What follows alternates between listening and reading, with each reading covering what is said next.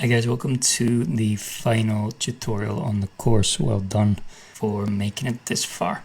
So this is just a very brief summary of the key points, the key concepts that we have covered. I'm not going to give you more things to do. I'm not going to give you more things to learn.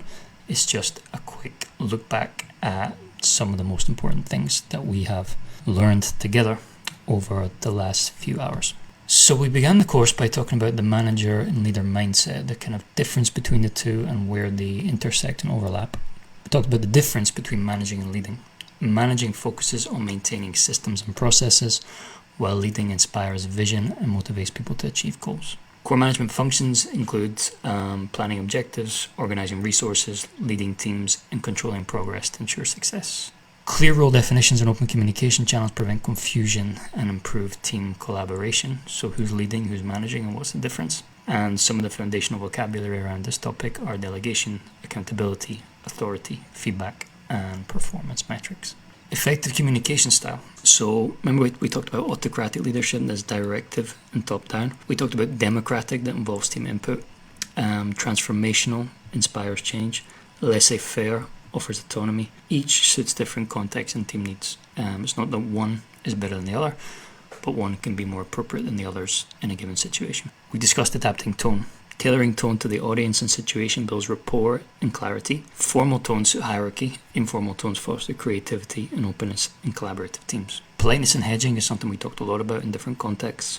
Using politeness strategies in hedging softens directives and manages face needs, ensuring professional and respectful interaction across diverse teams. Key vocabulary around this topic is hierarchy, autonomy, and feedback loop, and others. Leadership skills and emotional intelligence. So we talked about qualities of successful leadership. Effective leaders demonstrate vision to inspire, clarity to direct, accountability to own outcomes, and empathy to connect with their teams. The components of emotional intelligence include self-awareness, self-regulation, social awareness, and relationship management. Using empathy and active listening. Applying empathy and active listening during feedback and meetings fosters trust, reduces misunderstandings, and encourages open communication. Language for motivation and feedback combines positive reinforcement with constructive suggestions. Remember the sandwich: positive, something to work on, something to think about. Helping individuals improve while feeling valued and supported. That's where you got to choose your words very carefully. We talked about teams, managing conflict within teams and making decisions within teams. We looked at Belbin's teams role. We saw these 9 different roles, such as coordinator, implementer, completer, finisher. And recognizing these different roles helps us understand the function of teams and individuals within the team. Some of the key team vocabulary was cohesion, synergy, and cross-functional teams. We looked at sources of conflict, such as miscommunication, role ambiguity, underperformance, and how mediation and resolution strategies can help to manage disputes that arise from these. We looked at some decision-making frameworks. We looked at SWOT analysis, SMART goals, and cost-benefit analysis that provide structured approaches to evaluate options and guide effective team decisions.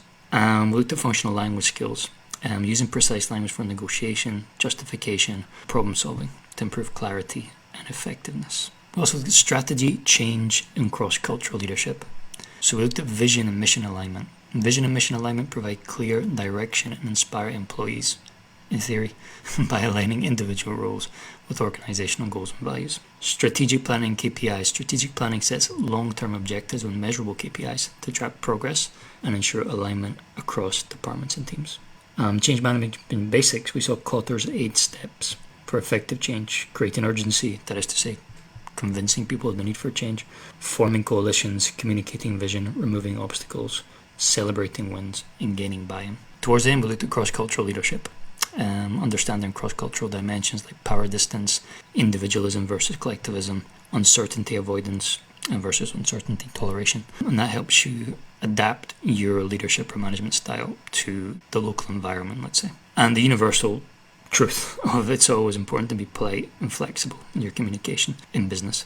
Using polite, adaptable language supports respectful multicultural communication, reducing misunderstandings and fostering collaboration. And then finally, we looked at the context of remote and hybrid environments and the special challenges that they pose to our management and our leadership. Managing remote teams involves overcoming distance barriers, ensuring clarity in communication, maintaining engagement, and coordinating across multiple time zones effectively. Some of the essential vocabulary around this are virtual collaboration, asynchronous work, accountability, it's a big word that comes up a lot, and we need functional language for setting expectations clearly, running efficient virtual meetings, and we have to be very, very precise in your spoken communication in virtual meetings because you're missing, body language and even facial expressions, perhaps. Fostering team cohesion to lead confidently and decisively.